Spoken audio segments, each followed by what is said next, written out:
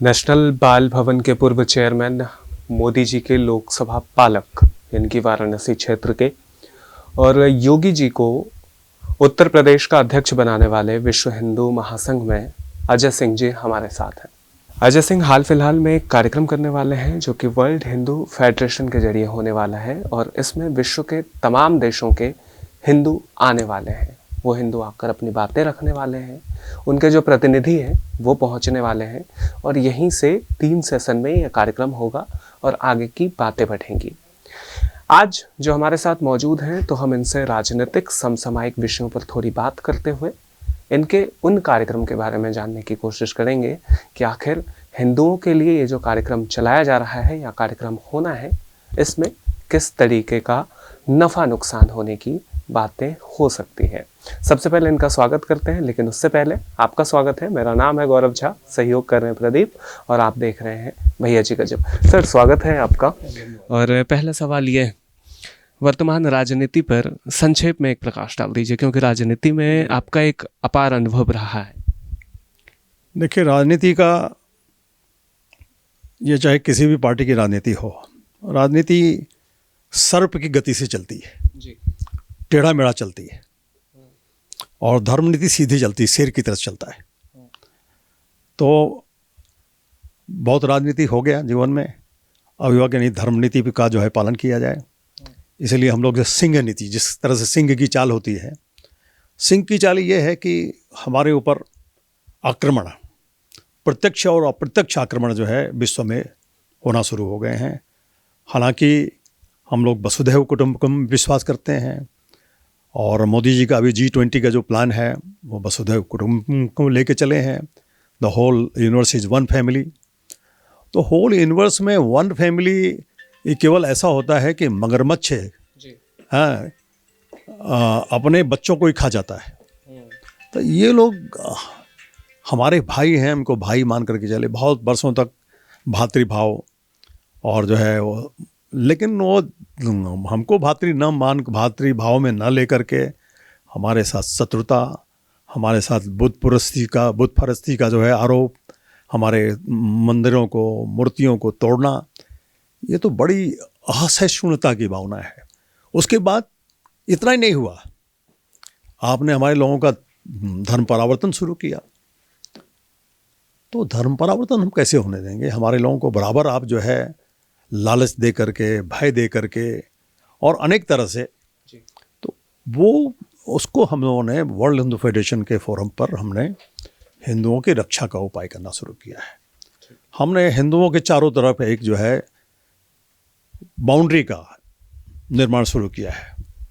और मैं दूसरे धर्मों से भी कहता हूँ, मैं आपके धर्म में प्रवेश नहीं करना चाहता, और कृपा करके आप भी हमारे यहाँ हमारी बाउंड्री चढ़ करके आइएगा तो ठीक नहीं है, उसका हम विरोध करेंगे। और जो है अगर आप ज़्यादा जो है करेंगे तो हम आपको कुचलने की भी कोशिश करेंगे। ठीक है। अभी ये जो कार्यक्रम होना है 14 और 15 जनवरी को, ये कार्यक्रम किन विषयों पर आधारित है, कितने सेशन हैं और कितने लोग आने वाले हैं, किन किन देशों? देखिए, एक तो हमारा जो है हिंदू राष्ट्र का उद्भव, हिंदू राष्ट्र का निर्माण जो है शुरू हो गया है भारत में, नेपाल में और विश्व के अनेक देशों में। एक तो पहले हम भारत को हम हिंदू राष्ट्र बनाना चाहते हैं, हिंदू राष्ट्र है भी, और हम ये नहीं मानते कि मुसलमान हिंदू नहीं है। जो हिंदुस्तान में रहता है हर एक व्यक्ति हिंदू है, लेकिन आपको उसके नियमों का पालन करना पड़ेगा। आप अपना पूजा पद्धति जो हो उसे पूजा करो, आपको जो खान पान है वो करो, लेकिन आप हमको तोड़ने का प्रयास नहीं कर सकते। आप हमारे साथ जुड़ के रहते हो, बहुत से बच्चे हैं, रहते हैं, स्कूलों में रहते हैं, अनाथालयों में रहते हैं, कॉलेजों में रहते हैं, मिलजुल करके रहते हैं। उस तरह से रहो, आपका स्वागत है। हम तुम्हारे फोर फादर्स को, तुम्हारे पूर्वजों को अपना पूर्वज मानते हैं, तो आप क्यों नहीं? बिल्कुल। जब आपके परदादा और हमारे परदादा भाई थे, तो आप जो है उनका अनादर करोगे, हम उनको आदर दें। हम किसी का अनादर नहीं करना चाहते, हम हर एक का आदर करते हैं, लेकिन आपको हमारा जो है हम आदर देते हैं तो आपको आदर देना होगा। अगर हम आपका अनादर करें तो आप हमारे लोगों का अनादर करो। ठीक है। आपने अपने जीवन काल में दो ऐसी घटनाएं तो देखी ही होंगी जहाँ तक मुझे पता है, एक बाबरी विध्वंस के बारे में और एक गोधरा कांड।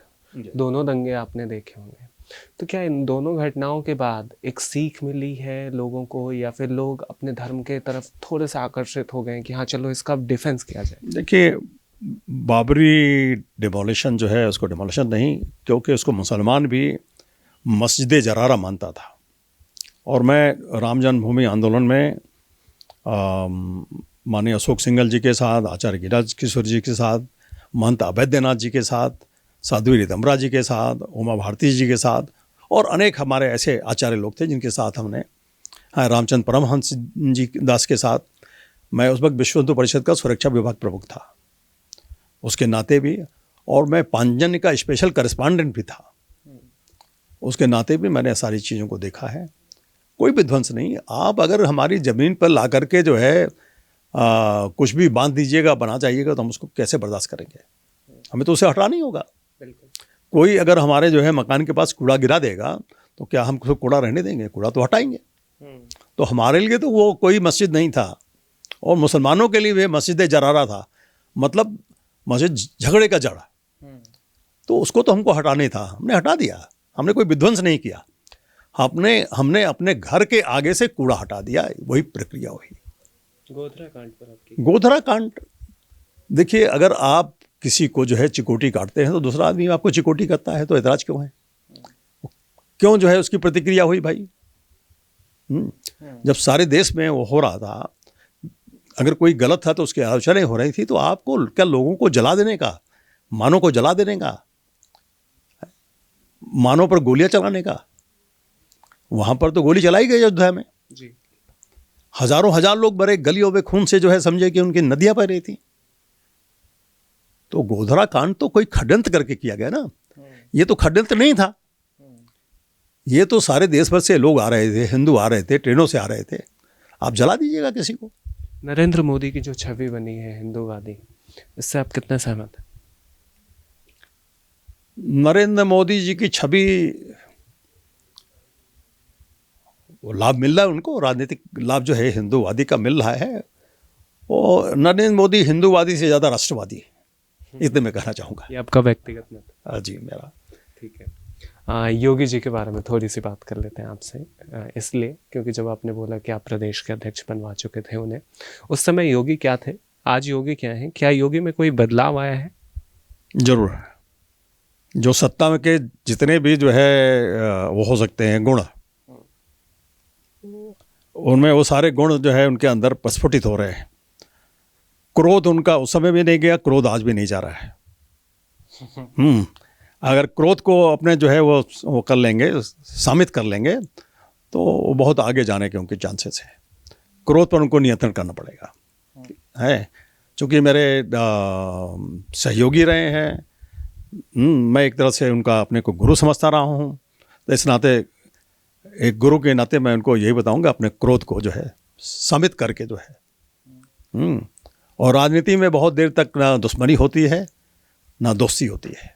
क्या ऐसी कोई चर्चा परिचर्चा याद है जिसमें आपने उन्हें कुछ ऐसी सीख दी हो जो आज के समय में लग रहा हो कि हाँ प्रदेश की जनता को उसका लाभ मिल रहा है? देखिए, एक तो जो उन्होंने सीखा जो है योगी जी ने, वो उन्होंने अपने दादा गुरु से सीखा। अभेद्यनाथ जी तो बहुत शांत स्वभाव के व्यक्ति थे, लेकिन उनके जो दादा गुरु थे उनका आपने नाम सुना ही होगा। तो वो उन्होंने सीखा, उन्होंने, हालांकि उनकी कद काठी उनकी तरह से नहीं है जी, लेकिन उन्होंने सीखा। और दूसरा जो है न्याय देने का कार्य है, राजा को न्याय देने का कार्य करना चाहिए, वो न्याय देने का कार्य कर रहे हैं। और असुरों का संहार करना चाहिए, तो असुरों का संहार, असुर से मेरा मतलब हिंदू मुसलमान से नहीं है, जो दुष्ट लोग हैं, गुंडा लोग हैं, बदमाश लोग हैं, तो उनका वो कर रहे हैं। तो हर वो प्राणी जो समाज का बुरा चाहते हैं, हर वो जो प्राणी, बिल्कुल, हम लोग तो भारतीय लोग तो सामाजिक प्राणी, और समाज की रक्षा करने का काम राजा को होता है, तो वो कर रहे हैं। ठीक है, वो भली भांति कर रहे हैं। ठीक है। अब ये जो कार्यक्रम होना है, इस कार्यक्रम में कितने लोग शिरकत कर रहे हैं, किस किस देश से हैं और क्या गतिविधि है, थोड़ी जानकारी? देखिए, इसमें 19 देश के लोग भाग ले रहे हैं, उन देश में मुख्यतः भारत है, नेपाल है, बांग्लादेश है, मलेशिया है, इंडोनेशिया है, मॉरिशस है, और समझें कि सुरीनाम है, गयाना है, ट्रिनिडाद टोबैगो है, और अपना जो है फिजी है, अपने जो है कंबोडिया के भी लोग हैं। तो लगभग 19 देश के लोग, इंग्लैंड के भी लोग हैं, अमेरिका के भी हैं, नीदरलैंड के भी हैं। इन देशों में हिंदुओं की स्थिति कैसी है? देखिए, यूरोप में हिंदुओं की स्थिति, एक समय था कि हिंदुओं का क्या, भारतीयों को ही बहुत ज़्यादा वो पिछली दृष्टि से देखते थे, बहुत सम्मान नहीं था। लेकिन मैं इसका श्रेय मोदी जी को देना चाहूँगा, ज़रूर देना चाहूँगा, कि उनके आने के बाद यूरोप में हम लोग तीसरे चौथे दर्जे के नागरिक को समझे जाते थे। टूरिस्ट के रूप में भी जाते थे तो भी लगता था कि ये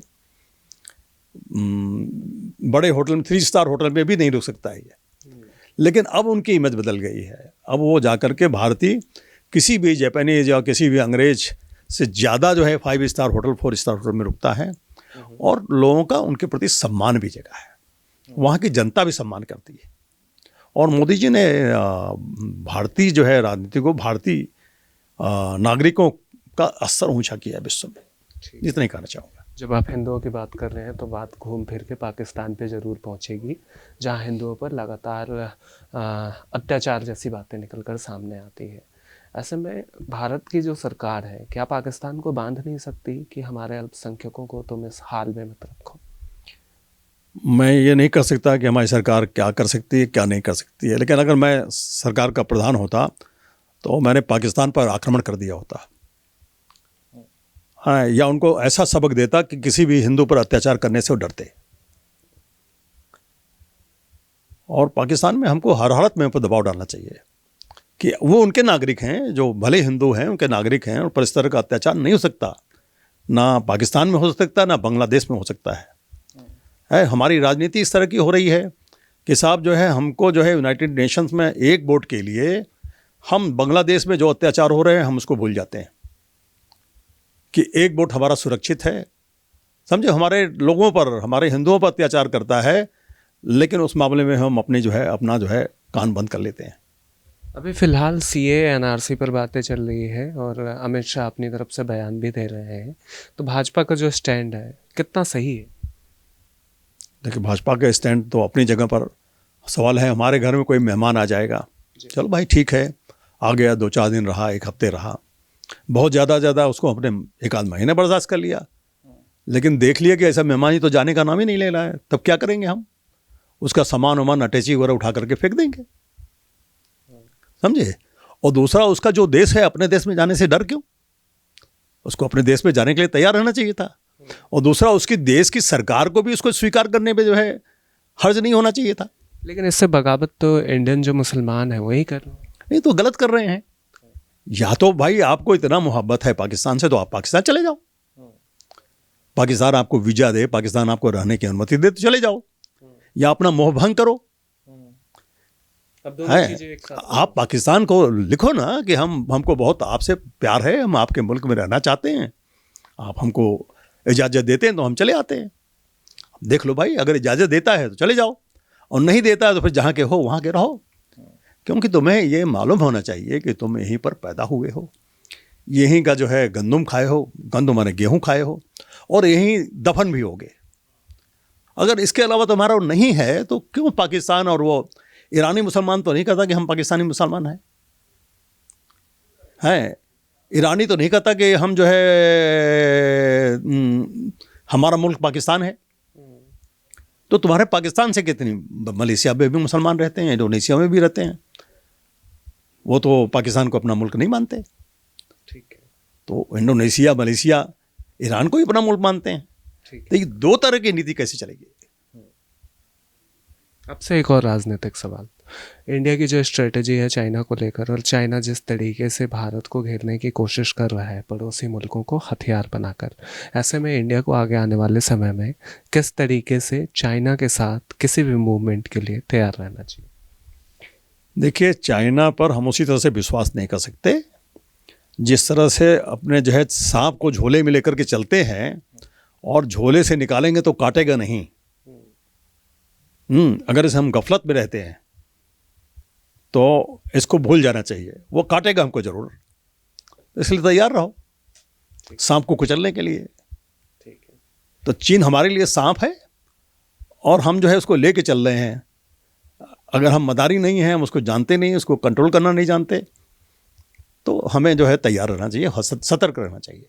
सवालों के अंत में बात धर्म को लेकर, हिंदू धर्म में सनातन धर्म में जात पात की जो व्यवस्था है, इनकी जो वर्ण व्यवस्था है, उसके तहत कभी जय भीम के नारे लगा दिए जाते हैं, कभी कोई व्यक्ति किसी जाति का वो अपने से श्रेष्ठ जातियों के ऊपर या निचली जातियों के ऊपर अलग अलग तरह के कमेंट्स करता है। अब इस वजह से ये जो जाति विवेचना है, क्या उसमें हिंदू समाज जो है वो विक्षोभ नहीं हो रहा है उसका, ऐसा कुछ? देखिए, ये तो जातिवाद, ये तो बहुत इधर ही 200 वर्षों में ही जो है बहुत दिखाई पड़ा जातिवाद का। वरना आपको मालूम होगा कि किसके जो है पुत्र थे विदुर जी, किसके पुत्र अर्जुन थे, हैं किसके पुत्र जो है युधिष्ठिर थे, पांडव और जो है ये जो है किसके पुत्र थे। और फिर लोगों का उस वक्त बदलने का जो है, जैसे विश्वामित्र थे जी, हैं वो राजर्षि थे, लेकिन उन्होंने तपस्या के बल पर जो है ब्रह्मर्षि का जो है उन्होंने प्राप्त किया, ब्रह्मर्षि हुए। उसी तरह उस जमाने में सुविधाएं थीं अपनी तपस्या से। तपस्या मतलब आपका जो है अभ्यास, आपका पराक्रम, आपका पढ़ाई, आपकी विद्वता आपको जो है ले जाता था। और दूसरी बात जो है, हमारे समाज में ये जो जातिवाद का जो मामला है, देखिए जातिवाद हमारे शरीर की तरह से है। और इसका बढ़िया उदाहरण जो है मैं आपको बताऊंगा। इंडोनेशिया में एक ही व्यक्ति है, हमारे मित्र थे डॉक्टर ओका पुण्यात्मा, हमारे सीनियर थे वर्ल्ड हिंदू फेडरेशन में। वो ब्राह्मण माने जाते, 20 साल से एमपी थे, विद्वान थे, ब्राह्मण है। एक बेटा उनका आर्मी में था, वो क्षत्रिय माना जाता था। एक बेटा जो है अपना जो है चमड़े की फैक्ट्री चलाता था, वो शूद्र माना जाता था। एक बेटा एक्सपोर्ट इंपोर्ट के बिजनेस में था, वो वैश्य माना जाता था। तो उन्होंने कर्म के आधार पर माना हुआ है। और हमारे यहाँ तो ये है जो है, हम कहते हैं कि जो ब्रह्म की उपासना करता है, तो इसलिए इसको ब्रह्मांड को जो ये माना, उन्होंने ब्रह्मांड माना। तो ब्रह्म माने जो है विद्वता का, विद्या का, विद्या जो कि दिखाई भी पड़ती है, पढ़ी भी जा सकती है, जो नहीं भी पढ़ी जाती है, उसके बारे में जो रिसर्च करते हैं, तो वो जो कार्य करता था वो ब्राह्मण था। वो कोई व्यक्ति नहीं था, कोई शूद्र वैश्य ये नहीं था। जो ब्रह्म की उपासना करे वो ब्राह्मण है। उसी तरह से जो समाज को की रक्षा करे, समाज की रक्षा के लिए छत्र, ये शरीर है, समाज है, अगर हमने छत्र धारण किया है तो पानी बरसा है तो हमको हमारी रक्षा करेगा, बहुत तेज धूप है तो हमारी रक्षा करेगा। तो क्षत्रिय कहलाता था। समाज की रक्षा के लिए जो छत्र धारण करता था वो क्षत्रिय था। अब दूसरा क्या है, जो वैश्विक व्यापार, मतलब समझे कि अन्न उत्पादन से लेकर के अन्न को बेचने तक का कार्य है, तो ये हमारा जो है ये गले के नीचे जो है ये आता था, पूरा जो शरीर आता था पेट से लेकर के जो है ये आता था जो है वैश्य था, वैश्विक धर्म। खाना पीना, रक्त का संचार, समाज में जो है उसको जो है वो कराना, तो सारा जो व्यापार होता था उसको वैश्य कहते थे। वैश्विक व्यापार को ही जो उसमें सम्मिलित थे, किसान था, व्यापारी था, ये था, उसको वैश्य कहा गया। दूसरा सबसे जो है मजबूत जो स्तंभ था, जो हमारे पैर थे, है वो शूद्र नहीं है, क्षुद्र है। क्षुद्र माने लोअर, जो लोअर लिम्स। तो क्षुद्र जो नीचे था, इसी पर जो है सारा जो है बिल्डिंग खड़ी रहती थी, हमें इस लोअर लिम्ब पे खड़ी रहती थी ये क्षुद्र जो है, और ये स्तंभ होता था। अगर ये बिल्डिंग अगर ये हट जाए तो जो है आप जो है, आपका बहुत अच्छा, बड़े विद्वान हो, आप बड़े जो है बहादुर हो, एक कदम चल नहीं सकते, एक कदम चल नहीं सकते। बिल्कुल। एक किताब मैंने पढ़ी थी, भारत और तिब्बत, मनीष जी की किताब है, और इसमें ये चीज़ें लिखी गई है जो आप कह रहे हैं। तो इस तरह से, और कोई ठीक है आप अपने घर में रहो, अपना वो करो ना, हम तुम्हारे लोगों को करते हैं। आज क्या हो रहा है यूरोप में, वो धर्महीन लोग हो रहे हैं। उनको, बच्चों को, आज के यूथ को नहीं पता कि धर्म क्या है। हम कहाँ जाएं, असंतोष पैदा हो रहा है, धर्म के प्रति उनकी रुचि खत्म हो रही है। उनमें रुचि पैदा करो। दूसरे को जो है आप बरगला करके 50,000, 60,000, 70,000 दे करके आप ईसाई बनाएंगे, तब तक आपका जो बना हुआ ईसाई है वो छोड़ करके जा रहा है। इसको संभालो, तुम अपना घर संभालो, हम अपना घर संभालने दो। इतना ही मैं कहना चाहूँगा। हमसे बात करने के लिए शुक्रिया। धन्यवाद, बहुत धन्यवाद। ये हमारे साथ अजय सिंह जी थे, जिनसे हमारी बात हो रही थी, और सारी बातें आपने सुनी होगी। फैसला आपके ऊपर है, इनकी बातों पर विचार कर सकते हैं, सोच सकते हैं, समझ सकते हैं। सहयोग कर रहे थे प्रदीप। मेरा नाम है गौरव झा। देखते रहिएगा भैया जी का चैनल।